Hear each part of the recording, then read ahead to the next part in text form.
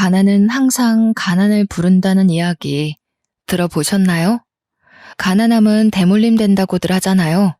정말 뼈 빠지게 가난한 집에서 태어나 한평생을 허덕이며 살다 지금에 와서야 지난 일이거니 하면서 살 수 있게 된 50대 여자입니다.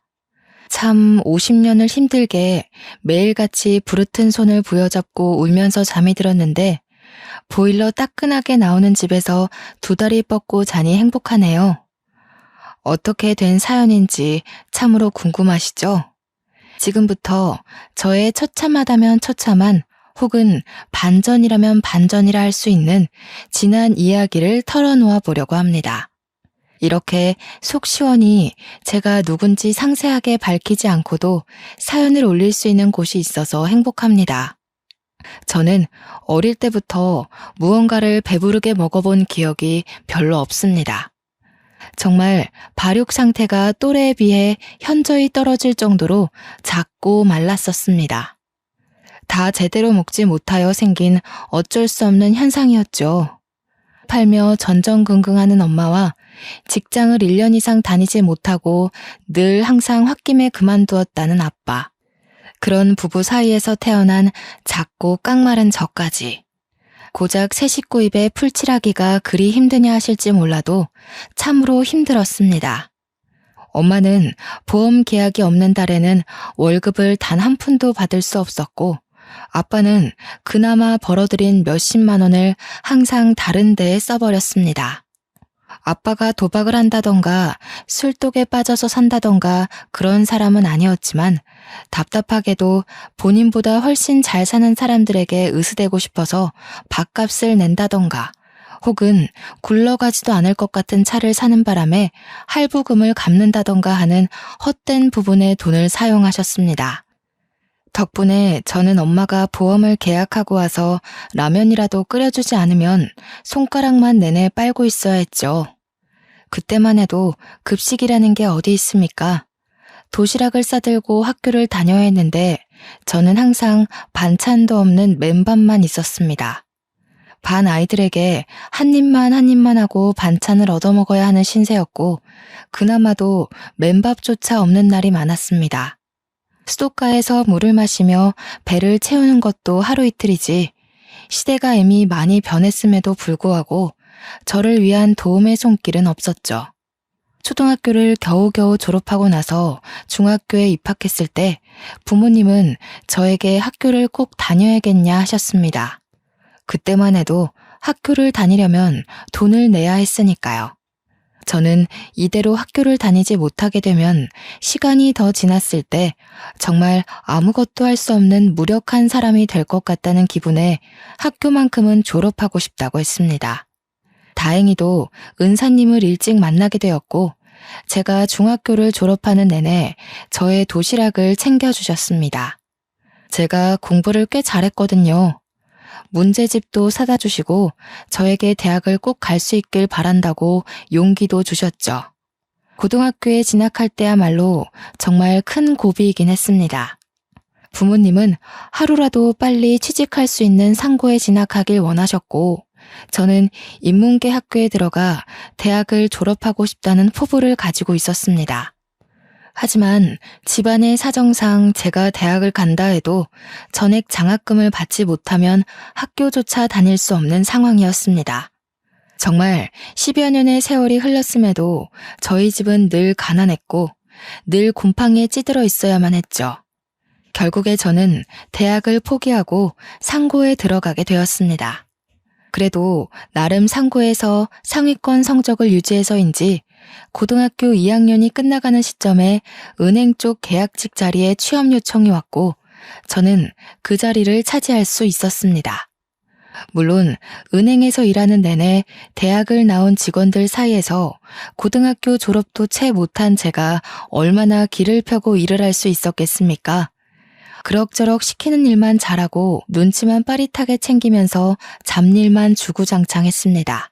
새 옷을 사 입는 것도 새 신발을 사시는 것도 저에게는 오로지 사치로 연결되는 일이었기에 정말 큰맘 먹고 엄마가 시장에서 사다 주신 11,000원짜리 낮은 구두 그게 제가 매일같이 신는 신발이었습니다. 그리고 세탁소에서 가끔 맡겨두고 이사가서 분실물 취급이 되어버린 옷들을 저에게 주셨었거든요. 그 맞지도 않는 옷들을 우겨넣고 제 옷인 마냥 출근을 해야 했습니다. 저에게 새로운 정장을 사는 건 정말 꿈에도 상상 못할 일이었거든요. 분명 엄마는 보험 일을 하시고 회사를 계속 때려치우시던 아빠도 대리운전 일을 하면서 간간히 돈을 벌어오는 게 틀림없는데 왜 우리 집 살림은 나아지지 않을까 슬펐습니다. 제가 19살에 고생해서 번 첫 월급을 어디다가 썼는지 궁금하시진 않나요? 첫 월급은 부모님의 내복을 사는 거라 했지만 우리 부모님에게 내복을 사줘봐야 돈으로 가져오란 소리만 할 것 같아서 저는 제 용돈 2만 원을 빼고 전부 엄마를 드렸습니다. 제 월급 봉투를 보고 나서야 웃으면서 고생했다고 말하는 엄마. 얼마나 제가 은행에서 구박대기 취급을 받는지는 모르면서 월급 봉투에만 관심 있는 엄마. 저는 정말 속이 상할 대로 상해버렸지만 그래도 우리 집 형편이 힘드니까 그래서 엄마도 웃음을 잃어가는 거야. 그렇게 생각했습니다. 엄마와 아빠를 보면서 저는 절대로 저희 아이에게는 가난을 대물림해주지 않을 거라 굳게 다짐했습니다. 자식들이 눈치를 보면서 사는 건 원치 않는 일이었거든요. 그렇게 1년 동안의 계약직 업무가 끝나고 은행 측에서는 저를 잘랐습니다. 한번 써봤는데 그 정도 일은 직원들끼리 돌아가면서 해도 될 것 같다는 이유에서였죠. 하루아침에 학생 신분으로 돌아오게 되었지만 곧 졸업을 앞두고 있었기에 저는 빠르게 취직을 해야만 했습니다. 당장 제 월급에 기대어 살고 있는 부모님을 생각하면 적게나마 돈을 벌어야 했거든요. 하지만 그러면서도 제 마음속에서 일렁이는 반항심은 내가 왜 돈을 벌어야 하는데? 하는 의문을 만들었습니다. 저는 졸업할 때까지만이라도 학생의 신분으로 친구들과 놀고 싶다는 생각을 했고 계약직 자리에서 잘린 것을 부모님께 이야기하지 않았어요. 당연히 월급 봉투를 들고 와야 하는 날 제가 빈손으로 터덜터덜 들어가니 집이 난리가 났습니다. 저는 그때 처음으로 부모님께 반항이라는 걸 해봤던 것 같습니다. 도대체 왜 내가 이 집안의 가장 노릇을 해야 하는 거냐고 소리를 막 질렀죠. 고작 19살인데 이제 겨우 20살일 뿐인데 대학도 못 가고 취직해서 돈이나 벌어야 하고 돈 벌어다가 내 옷 한 번 사지도 못하고 다 우리 가족 생활비로 나가지 않냐고요. 생활비는 부모가 벌어서 자식을 책임져야지 어떻게 된 게 성인이 되지 못한 자식이 부모를 책임지고 있냐고 소리를 막 질렀습니다. 정말 미친년처럼 울면서 고래고래 악을 쓰니 우리 부모님의 마음도 찢어졌겠죠. 하지만 당장 공과금을 내지 못해 전기와 수도가 끊어지기 일보 직전이라 저는 3개월간 마지막 학창시절을 마무리하고 급하게 취업을 했습니다. 자격증 딸 시간이라도 있거나 돈이라도 있었으면 좀 더 좋은 조건으로 취업이 가능할 텐데 그런 것도 하지 못할 상황이 너무 마음 아팠죠. 엄마의 보험은 한 달에 2-3개 계약이 될까 말까한 수준이고 앞 대리운전도 이 핑계 저 핑계 대면서 일을 나가지도 않고 저는 이 답답한 상황에서 하루빨리 탈출하는 것이 답이라고 생각했습니다.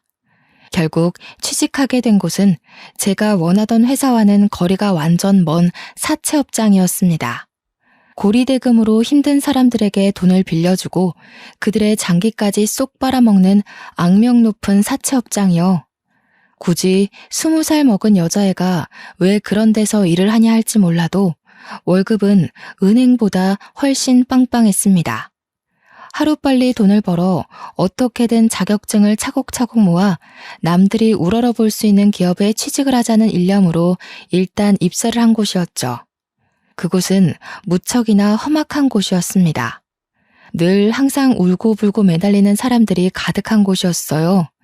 하루는 손가락이 잘린 남자가 찾아와서 울면서 이 상태로 어떻게 돈을 갚느냐고 한 번만 봐달라고 애원하다 쫓겨나고 하루는 얼굴이 퉁퉁 부은 여자가 찾아와서 빌고 소심하게 돈을 빌리러 왔다가 이자율에 놀라서 나자빠지는 사람들도 덜어 있었고요. 그런 사람들에게서 빼앗은 돈이 제 월급으로 들어온다는 사실이 기가 막히면서도 산 사람은 살아야지 하는 생각이 들었습니다. 은행에서 보았던 잡일 업무 덕분에 저는 사채업장에서도 빠르게 적응을 할 수 있었죠. 악덕한 사장이었지만 직원들을 챙기는 것 하나는 다른 업주들보다 확실했던 사장님은 저를 참 예뻐해 주셨습니다. 저에게 몰래 용돈을 찔러주시기도 하고 틈틈이 자격증 공부를 할 수 있게 배려도 해주셨고요. 다른 직원들도 저에게 언제까지 이런 곳에서 일할 수는 없지 않냐면서 하루라도 빨리 번듯한 곳에 취직하라고 용기를 주셨죠. 저는 그곳에서 남편을 만나게 되었습니다. 지질이 박복하기도 하지 어떻게 된 게 첫사랑을 사채업장에서 만나게 된답니까? 그것도 빚을 잔뜩 져서 무일푼으로 사채업장에서 일을 하는 남자였습니다. 사장님께 진 가족들의 빚을 대신 갚느라 월급 대신 빚을 탕감한다는 조건으로 일을 하고 있었죠. 사장님과 남편네 부모가 서로 아는 사이라 험한 일을 당하는 대신 그런 조건을 두고 빚을 삭감해주고 있었던 것이었습니다. 우리 집도 가난한 마당에 가난한 남자를 만나면 안 된다는 것을 머리로는 알고 있었지만 마음은 그렇지 못했습니다. 이미 제 마음속에 자리 잡은 그 사람을 밀어내는 것이 도무지 쉽지 않았습니다. 남편 또한 같은 마음이었습니다. 저를 눈에 마음에 담았지만 본인의 처지가 너무나도 처절해서 감히 저에게 미래를 약속하지 못하는 딱 그 정도의 위치. 저희는 서로의 마음을 확인했지만 가난이라는 절망의 거리를 좁히지 못하고 있었습니다. 그러다가 사고를 치게 되었습니다. 회식 자리에서 너른하게 취해버린 저희 둘이 하룻밤을 같이 보내게 되었고 그 하룻밤의 결실이 제 뱃속에 자리를 잡고 말았던 것이었죠. 이미 생겨버린 아이를 지우기엔 늦어버린 터라 저희는 결혼식도 올리지 못한 채 혼인신고만 하고 같이 살게 되었습니다. 늘 익숙한 지하 단칸방. 그곳이 저와 남편의 보금자리가 되었습니다. 친정이라고 발붙일 곳이 없었고 시댁이라고 저를 환영해 줄 수 없는 처지였죠. 우리 둘은 가정을 꾸린 부부였지만 서로의 부모를 책임져야 할 각자 가장이기도 했습니다. 가락지 하나 제대로 나누지 못할 정도의 가난함이 우리를 힘들게 했지만 그 와중에 시모가 저에게 가보라며 알이 큰 다이아 반지를 하나 주셨습니다. 본인이 사채 빚에 쫓기며 힘든 와중에도 대대손손 물려오는 반지라 팔 수가 없었다면서 눈물을 흘리셨습니다.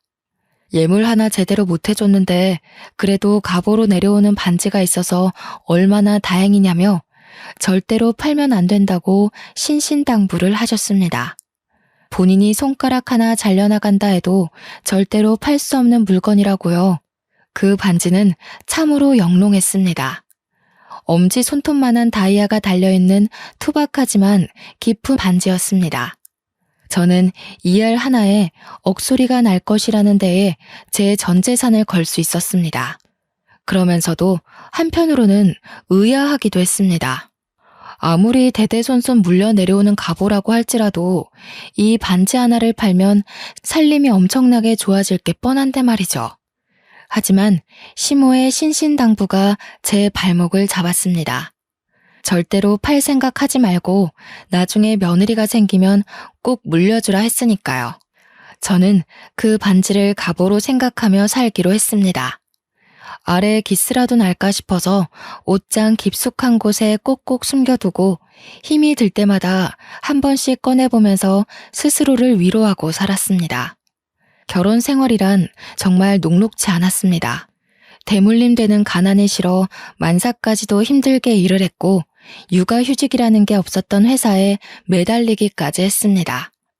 정말 점만 떼고 올 테니 제발 제 자리를 남겨달라고 사정사정했죠. 사장님께서는 애엄마가 무슨 일을 할 생각이냐고 집에서 조용히 내조나 하라고 말씀하셨지만 무일푼으로 일을 하는 남편을 생각해봐달라고 빌었습니다. 남편이 돈을 벌어오질 못하는데 우리 아이는 뭘 먹고 살 수 있겠냐고요. 저는 정말 출산을 하고 50일밖에 안 된 아이를 업고 화장실에서 젖을 몰려가면서 사채업장에 출근을 했습니다. 직원들이 전부 아이 울음소리에 예민해질 수밖에 없는 상황이었지만 저는 눈칫밥을 먹으면서도 버텨냈습니다. 사장님은 사무실 내에서 금연을 선포하셨고 직원들은 저를 향해 손가락질했지만 저는 꿋꿋하게 버텼습니다. 사장님께서는 결국 남편에게 소정의 월급을 주기 시작했습니다. 울고불고 매달리는 갓난아이, 그리고 제대로 먹지 못해 젖이 잘 돌지 않는 저를 보면서 배려를 해주신 겁니다. 직원들도 하나둘 적응하기 시작했습니다.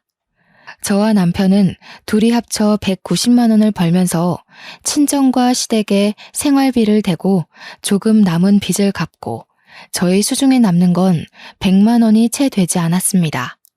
그걸로 지하 단칸방 월세를 내고 공과금이며 적금 10만 원을 들고 나면 반찬도 제대로 사 먹지 못할 지경이었죠. 고기 구경은 언제가 마지막이었는지 생각조차 나지 않을 정도였습니다. 오죽하면 사장님께서 회식 자리에서 꼬박꼬박 고기를 챙겨주시다 못해 집에 가져가라고 싸주시기까지 했어요. 남편에게는 동생이 2명이나 있었습니다. 남동생은 술독에 빠져 정신 못 차리고 사는 놈이었는데 술만 곱게 먹는 것이 아니라 꼭 사고를 치고 다녔습니다. 여동생은 은둔형 외톨이라 방에 틀어박혀서 내내 컴퓨터만 보고 앉아있다고 집 밖으로는 잘 안 나온다고 했습니다. 같은 배에서 나온 남매들임에도 불구하고 서로 너무 다른 모습이라 외동인 저는 조금 신기할 뿐이었습니다. 시댁에 가더라도 신우는 방에서 나오지 않아 볼 수가 없었고요. 도련님은 술을 마시러 나간 건지 늘 집에 없었습니다. 그렇게 시간이 더 흐르고 아이가 6개월쯤 되었을 무렵 사장님께서 저한테 슬며시 물어보시더라고요.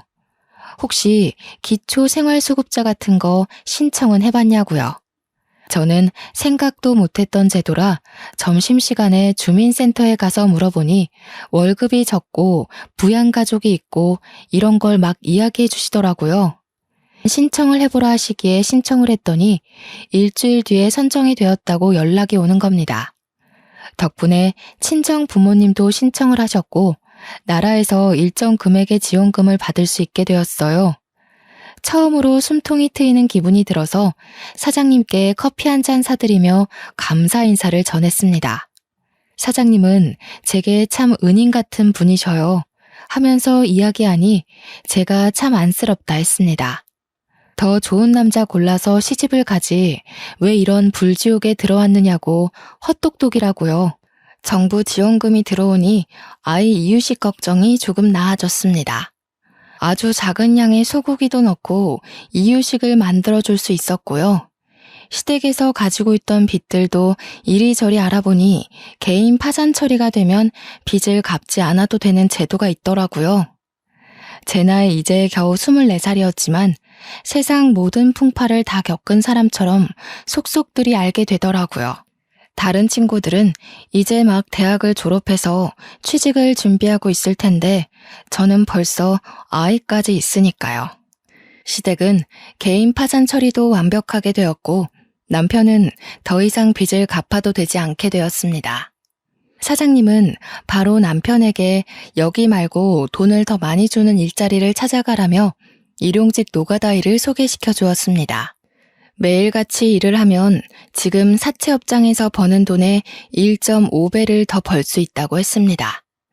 남편은 누구보다 열심히 몸으로 뛰어 일을 했고 월급이 늘어나니 생활이 더 넉넉해지기 시작했습니다. 저는 늘 옷을 기워 입고 구멍난 양말을 숨겨가며 신었는데 밑창이 다 닳아 비가 새는 신발을 신고 걸어 다녔고요. 우리 아이에게는 그런 가난함을 겪게 하고 싶지 않았습니다. 그래서 새 옷도 사주고 아이를 위한 지원을 아끼지 않았습니다. 적어도 이전처럼 배를 골아야 하는 일은 없었습니다. 그것만으로도 저는 세상을 다 가진 듯한 기분이 들었습니다. 하루하루가 행복해지기 시작했어요. 그런데 그 행복도 아주 잠시였습니다. 뼈 빠지게 일하면서 아이를 보살피고 돈을 차곡차곡 모아가는 시점에 도련님이 사고를 친 것입니다. 술을 진탕 마시고 싸움이 났는데 글쎄 상대방의 안면을 여러 번 가격해서 크게 다치게 만든 것입니다. 그래서 합의금으로 1,000만 원을 물어줘야 하는 상황이 생긴 거예요. 남편이 완전 사색이 된 얼굴로 저에게 모아둔 돈이 좀 있냐며 물어보는데 제 눈앞이 캄캄해지는 기분이었습니다. 그 돈을 왜 저희한테 이야기를 하는지 이해를 할 수가 없었거든요. 그날 저녁 시부모가 저를 찾아와서 죽는 소리를 내더군요. 우리가 개인 파산을 하는 바람에 그 어디에서도 돈을 빌릴 수가 없어. 사채업을 다시 사용하자니 그동안 힘들었던 게 기억이 나서 다짜고짜 돈을 빌릴 수도 없고 너네 모은 돈이 조금 있다는 이야기를 들었다. 그거라도 내주지 않겠니? 울면서 매달리는 시모에게 딱 잘라서 안 된다고 이야기를 할 수가 없었습니다. 시모는 저에게 계속해서 다이아 반지 이야기를 해댔거든요. 그 다이아 반지만 팔았어도 이런 일로 저에게 와서 하소연을 할 일이 없었을 거라고. 하지만 며느리에게 대대로 물려주는 반지이기 때문에 팔 수가 없으니까 자기가 아무것도 해줄 수 있는 게 없다면서 저에게 죄책감을 들게 했습니다. 결국에는 10만 원씩 모았던 적금을 깨고 남편과 한동안 허리띠를 졸라매기로 약속을 한 뒤 돈을 해주었습니다. 조금 부족한 돈은 어쩔 수 없이 사장님께 빌리고 말았죠. 사장님은 저에게 꼭 돈을 빌려서까지 갚아주어야 하는 거냐면서 그 집안은 한 번 그러면 2번, 3번 요구할 거라고 저를 걱정하셨습니다. 하지만 이미 가족이라는 끈으로 묶인 처지에 제가 어찌할 방법이 없었습니다. 어린 나이라 차마 그때는 연을 끊어내야 한다는 걸 상상도 못했던 거였죠. 다행인 건 저희 친정은 그럭저럭 정부의 도움을 받아서 먹고 살 만큼의 형편이 된다는 것이었습니다. 그렇게 사장님께 원금과 이자를 갚아가며 한동안 또 조용하게 지냈습니다. 아이는 무럭무럭 크고 점점 아이에게 들어가는 돈이 늘어나게 되었지만 저희 형편은 그대로였죠. 그래도 기초생활수급자라고 아이 육아 지원도 나오고 했기에 어떻게든 하루하루를 버틸 수 있게 되었습니다. 단 한 가지 아쉬운 건 제가 일을 하고 있었기에 아이와 함께 놀아주는 시간이 터무니없이 부족했다는 것이었죠. 그나마 정부의 지원으로 어린이집도 보낼 수 있어서 다행이긴 했지만 그래도 아이가 저와 너무 오래 떨어져 있으니 마음이 아팠습니다. 주말에 아이를 데리고 유원지라도 놀러 가고 싶은데 그게 모조리 다 돈이잖아요. 그 입장권 하나 사는 것도 손이 떨리는데 어찌 아이와 함께 놀러 다닐 수 있겠습니까? 우리 아이가 5살이 될 때까지도 저는 가난에 허덕이며 살았습니다. 유치원이라는 곳이 아이들을 위한 교육기관 같아도 실상은 엄마들끼리 친목을 다지게 되는 대화의 장이더군요. 저는 그때까지도 휴대폰은커녕 집 전화기도 없었기에 다른 엄마들과 연락을 할 수 없었죠. 그러다 보니 은근히 우리 아이만 왕따처럼 단체 생활에서 자꾸 빠지게 되는 거예요. 다들 유치원 일과가 끝나고 놀이터에 가서 놀거나 주말에 공원을 놀러 가기로 약속을 한다는데 저희는 그런 연락을 받지 못했으니까요. 아이들끼리도 친목을 다지고 엄마들끼리도 서로 친하게 지내고 하니 그 사이에 끼지 못한 저와 아들만 덩그러니 남겨졌죠. 오죽하면 유치원에서 스승의 날 선물을 할 때도 저와 저희 아이만 아무것도 준비하지 못했었습니다. 마음이 너무 불편하고 속상했지만 사람이 다 처지 따라가는 것 아니겠어요? 그러던 와중에 남편이 공사장에서 표자재에 깔리는 사고를 당해서 병원에 드러눕게 되었습니다. 다행히도 건설업체 측에서 보험 처리를 받게 되어 병원비 걱정도 없고 후유증이 남게 될까 미리 치료비도 넉넉히 주어서 다행이었죠. 그 돈으로 남편은 저에게 일단 빚부터 갚으라 하여 빚까지 모두 청산을 할 수 있었습니다. 하지만 남편의 몸은 나아질 생각이 없었고 결국 팔 한쪽에 힘이 제대로 들어가지 않게 되었죠. 그런 남편은 공사장에서 일을 하기 어려워졌습니다. 한순간의 사고로 팔 한쪽을 제대로 쓰지 못하게 된 남편에게 들어온 보험금 치고는 너무 적은 돈이었죠. 앞이 창창했던 우리 남편은 결국 힘쓰는 일이 아닌 공사장 관리직으로 들어가게 되었습니다. 받아오는 월급은 공사판에서 몸쓸 때보다야 적었지만 더 오래 일할 수 있고 시간이 지나면 연봉도 오른다 하더군요. 미래를 생각하면 훨씬 좋은 조건이라고 해서 저는 남편을 지지해주기로 했습니다. 월급이 줄어서 조금 힘들 때에 친정엄마의 보험 계약이 잘 되어 친정에서도 저를 도와주실 수 있게 되었고요. 하지만 항상 일이 술술 풀리면 또 막히는 부분이 찾아오게 되잖아요. 우리 신우가 대형 사고를 치고 만 것입니다. 은둔형 외톨이가 방에서 게임만 하다가 글쎄 게임에 돈을 쏟아붓기 시작한 것입니다. 처음에는 10,000원, 20,000원 아이템을 사더니 그게 글쎄 100만 원이 되고 200만 원이 된 것이죠.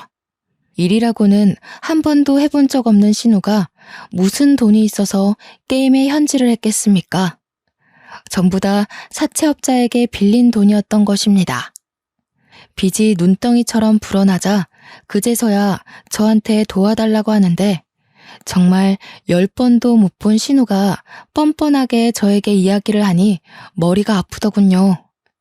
시모가 저보고 그나마 사람답게 사는 애들이 저와 남편밖에 없지 않냐고 돈 좀 갚아달라 하면서 다이아 반지 이야기를 또 꺼내시더군요. 차라리 그 반지를 팔아서 애들 빚 갚아주고 우리도 나은 살림살이 꾸려가며 살 걸 그랬다고 그걸 대대손손 며느리에게 물려주라는 소리만 없었어도 지금보다 나았을 거라며 우시더군요. 이미 반지는 제 손에 있고 시모는 죽는 소리, 앓는 소리만 하고 나이 20대 중반에 갚은 빚만 얼마인지 머리가 지끈거렸습니다. 저한테 도와달라고 뻔뻔스럽게 이야기하는 신우에게 저도 화가 나서 한 소리하고 말았죠. 신우, 우리 얼굴 마주보고 대화한 게 10번도 안 되는 거 알아요? 제가 시집 온 지 몇 년이 지났는지는 알고요? 신우도 나이가 있는데 언제까지 방에 틀어박혀서 게임만 하실 거예요. 빚은 스스로 갚는 게 좋겠어요. 일을 하세요. 그러자 신우가 아주 거품을 물면서 저한테 달려드는 게 아니겠어요? 저는 신우의 달려드는 손을 요리조리 피해가면서 소리쳤어요. 도련님 빚 갚아준 걸로 모자라서 고작 게임하다가 쓴 사채 빚까지 제가 떠안을 필요가 있냐고요. 신우 사지도 멀쩡한데 스스로 일해서 갚아라. 돈의 무서움을 알아야 한다고 제 할 말을 다 했습니다. 그런데 신우의 입에서 나오는 말이 너무나도 충격적이었어요. 내가 왜 밖에서 일도 못하고 사지 멀쩡한데 방에서만 가만히 지내는 줄 알고서 나는 소리야? 이게 다 큰오빠 때문이야. 큰오빠 때문에 내가 대인기피증에 걸려서 방에만 틀어박혀 있는 거라고. 이야기인 즉슨 제 남편이 신우가 어릴 때부터 엄청 괴롭히고 구박을 했다고 하더라고요. 근데 남매 사이에 사이가 좋았던 시기도 있고 나빴던 시기도 있을 수 있잖아요? 도련님도 보니까 신우 구박 엄청 하는 것 같던데 제 남편만 물고 늘어지는 걸 이해할 수 없었죠. 그리고 그게 다 언제적 이야기인데 아직까지도 방에 틀어박혀서 지낸단 말입니까? 제 표정이 점점 굳어가고 제가 이해를 못하겠다는 한숨을 쉬자 신우는 속에 숨겨두었던 이야기를 했어요. 알고 보니 신우가 중학교를 다니던 시절에 반에서 좀 잘 나가는 일진 친구가 제 남편을 짝사랑하고 있었다는 거예요. 그래서 신우한테 너네 오빠랑 잘 될 수 있게 도와달라고 했는데 제 남편이 날라리는 싫다고 대놓고 거절을 해버린 거죠. 그것도 용기 내서 고백한 일진 앞에서 날라리는 싫다고 했으니 주위 애들 사이에서도 좀 소문나고 놀림거리가 된 거죠. 그래서 그 일진이 그때부터 신우를 왕따시키면서 괴롭히기 시작한 거예요. 근데 그 왕따시킨 행동들이 대인기피증이 올 만큼 심각했던 거죠. 신우가 화장실 가면 물을 뿌리고 책상을 복도 밖으로 던져놓고 교과서를 찍고 때리는 건 기본이었더라고요. 신우가 울면서 저한테 이야기를 하는데 저도 눈물이 핑 돌 것 같았어요. 결국 그 사실이 남편에게까지 들어갔고 늘 대인기피증에 걸려 방 안에만 있었던 신우가 마음에 걸렸던 남편은 저를 설득하기 시작했습니다. 그래도 우리 살림이 점점 나아지고 있으니 신우를 한 번만 도와주자고요. 저는 반대했죠. 우리 아이가 이제 초등학교에 들어가면 돈 드는 게 한두 푼이 아닐 텐데 언제까지 시댁 식구들 도와주며 살 거냐고요. 당신 월급도 줄었고 나도 언제까지 이 업장에서 버틸 수 있을지 모른다고. 우리 아이 친구들이 엄마가 사채업장 다닌다고 놀리면 어떡할 거냐고 했어요. 하지만 남편은 끝까지 저를 설득했고 시모의 다이아 반지 타령에 마음이 기울어가는 건 어쩔 수 없었습니다. 제 얼굴이 근심이 가득하자 사장님께서 저에게 무슨 고민이 있는지 물어보셨습니다. 결국 소주 한 잔에 모든 걸 털어놓게 되었죠. 도련님이 사고 쳐서 돈 빌려간 것도 모자라 신우까지 사고를 쳐서 갚아주게 생겼다고요. 시댁에서는 다이아 반지 타령하면서 저에게 자꾸 짐을 지우는데 이 반지 확 그냥 팔고 싶다고 했더니 사장님이 저한테 그 반지 좀 보여줄 수 있겠네요. 왜 그러시냐 하니까 그거 담보로 이자 없이 돈을 빌려주시겠다는 거예요. 사장님께서 자기 못 믿냐면서 멀쩡하게 보관하고 있다가 원금 갚으면 그대로 돌려주겠다고 했습니다. 날마다 전화와서 저에게 한 번만 더 대출을 받아달라고 말하는 시댁 식구에게도 지쳤고 저는 냉큼 알겠다고 했어요. 벌써 8년째 알고 지내는 가족 같은 사장님인데 저에게 사기를 치진 않겠지 하고 생각한 거죠. 그래서 다음날 반지를 가져가 사장님께 3천만 원을 빌려달라고 했습니다. 그런데 사장님이 동네 금은방 사장님과 같이 오신 거예요. 그 반지가 진짜인지 아닌지 확인해봐야겠다고 하셨거든요. 저는 솔직히 좀 찜찜하긴 했지만 사장님께서 확인하셔야겠다고 하니까 그러려니 했죠. 근데 금은방 사장님께서 저한테 이게 진짜 다이아라고? 하시면서 사기당했네 하시고 껄껄 웃으시는 겁니다. 사기라뇨. 대대손손 며느리들에게 물려주는 다이아 반지라고 하셨는데요. 아이고, 아가씨 순진하네. 다이아가 이렇게 유리알 같은 색을 내기가 쉬운 줄 아나. 그리고 이 정도 크기면 억 단위나 나가야 하는데 이런 알 구하기 쉽지 않어. 이거 가짜야. 저는 뒤통수를 세게 얻어맞은 듯한 느낌이 들었습니다. 10만 원도 안 하는 큐빅을 가지고 진짜 다이아라고 사기를 쳤다니. 제가 얼마나 억울하겠어요. 그깟 큐빅으로 저에게 뜯어낸 돈이 얼만데 눈물이 줄줄 흘러나오더라고요. 오죽하면 사장님께서 원래대로 반지 맡기고 원금만 갚는 걸로 하자며 3천만 원을 이체해 주셨습니다. 저는 죄송해서 그 돈을 받아서 시댁에 보내야 한다는 생각도 못하고 있었죠. 그날 저녁에서야 남편이 돈은 빌렸냐고 물어보기에 정신이 번뜩 들었습니다. 그리고 남편에게 물어보았죠. 당신도 이 반지가 가짜인 거 알고 있었어? 고작 10만 원짜리 큐빅으로 대대손손 물려오는 반지라며 나한테 어머님이 사기친 거 알고 있었냐고. 그러자 남편이 입을 꾹 다물더군요. 그 뜻이 무엇이겠어요? 긍정의 의미라고 해석해도 문제가 없었죠. 저는 남편을 주먹으로 마구 때리면서 도대체 왜 속인 거냐고 물어보았습니다.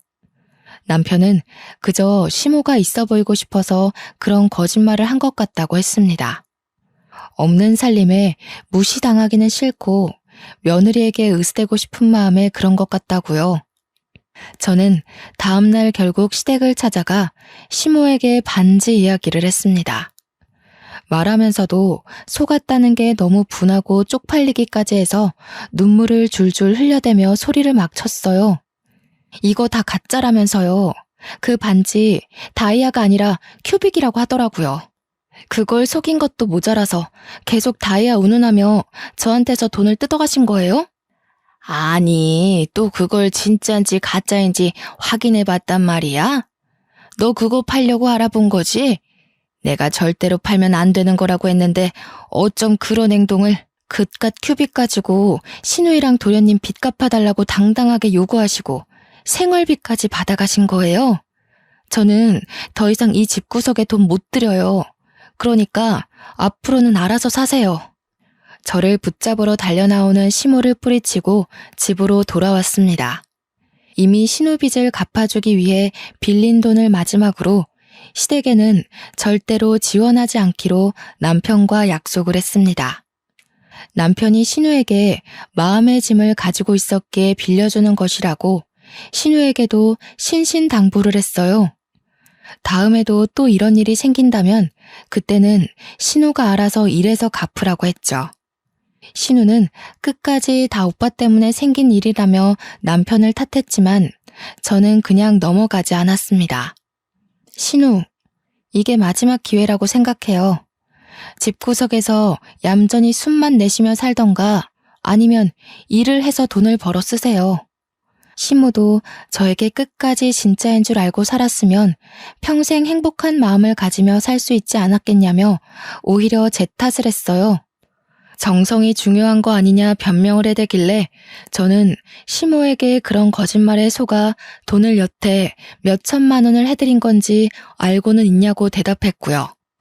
그 돈 저에게 돌려주시고 갚을 생각 아니면 앞으로 반지 이야기하지 마시라 했습니다. 남편이 공사장 내근직으로 일을 해도 여기서 빚 갚고 저기 빚 갚고 너무나도 힘들었습니다. 아무리 원금만 갚는다 하더라도 3천만 원이라는 돈을 어느 세월에 갚아야 하나 정말 힘들었어요. 그러던 와중에 사장님께서 저에게 전라남도에 있는 시골에 좋은 자리가 있는데 이사를 갈 생각이 있냐고 물어보셨습니다. 어느 자리인가 하니 비슷한 사채업장인데 여기와 달리 번듯하게 간판도 달고 하는 업체라면서 직원 월급도 2배나 더 준다고 하더라고요. 거기다가 숙식도 해결할 수 있게 작은 마당이 딸린 사택까지 빌려주신다 했다는 게 아니겠어요? 그래서 저는 당장이라도 가고 싶은 마음이 들었습니다. 이런 척박한 반지하에서 곰팡이 냄새 맡으며 사는 것보다 시골에 내려가서 햇빛 보고 살고 싶었거든요. 초등학교에 입학할 아이에게도 훨씬 좋은 조건이라 생각이 들었고요. 저는 남편에게 퇴근하자마자 달려가 이야기를 했습니다. 그래서 사장님이 그런 자리가 났는데 갈 생각이 있냐고 하셨어. 월급도 글쎄 2배나 되고 집도 빌려준대. 당신도 그쪽에서 할 일 찾으면 자리 하나 없겠어? 나이도 이제 먹을 만큼 먹었잖아. 30이나 먹어놓고 왜 아직까지 생각이 이리 짧아? 우리가 시골에 내려가면 우리 부모는 누가 챙기고 동생들은 누가 책임을 져? 저는 그 말에 할 말을 잃은 사람처럼 남편을 바라볼 수밖에 없었습니다. 당장 우리 애기부터 책임을 져도 모자랄 판에 지 가족들이 우선이라고 하니 정말 정남이가 뚝뚝 떨어지더군요. 여기서 사는 것보다 훨씬 여유 있고 행복할 것이 틀림없다고 다 내려놓고 내려가서 행복하게 우리끼리 살자고 했지만 남편은 시부모 타령을 하며 거절했어요. 그렇게 냉전이 이어지고 있는 와중에 도련님이 다시 한번 사고를 치고 말았습니다. 도련님이 시부모의 탈탈거리는 차를 끌고 음주운전을 하다가 사람을 치고 말았던 겁니다. 거기다가 현장에서 도망을 가려다가 시민들의 도움으로 잡혔어요. 그러면서 저에게 합의금을 마련해야 하는데 대출을 좀 받아달라고 하는 게 아니겠어요? 그러면서 시부가 이왕 대출 받는 거 한 2천만 원 더 받아서 차도 좀 바꿔달라고 하는 겁니다.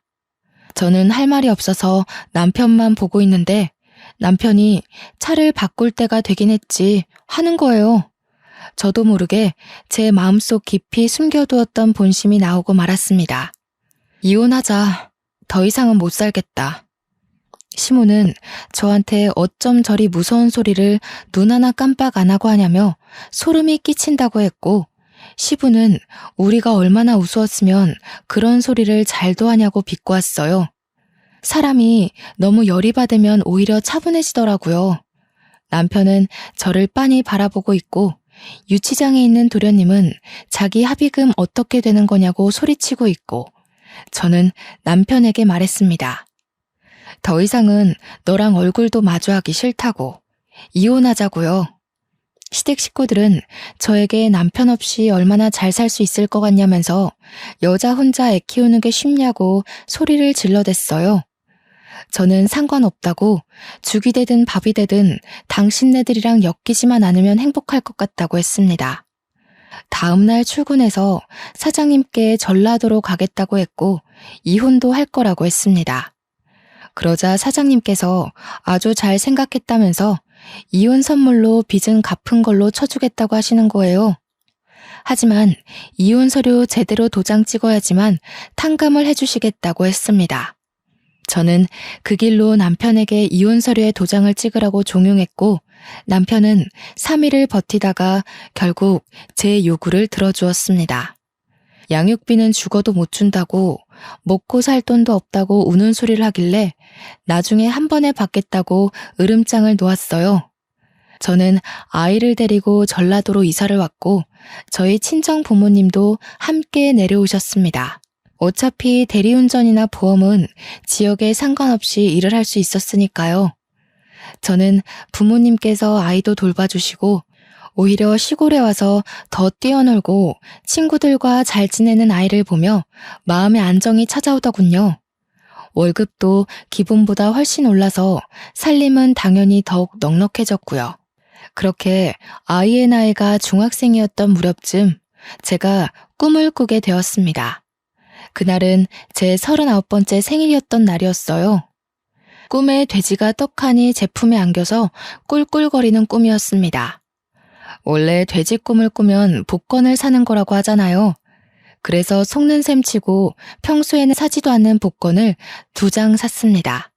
그런데 글쎄 동전으로 은박을 박박 긁었는데 무려 5억짜리 복권 2장이 당첨된 겁니다.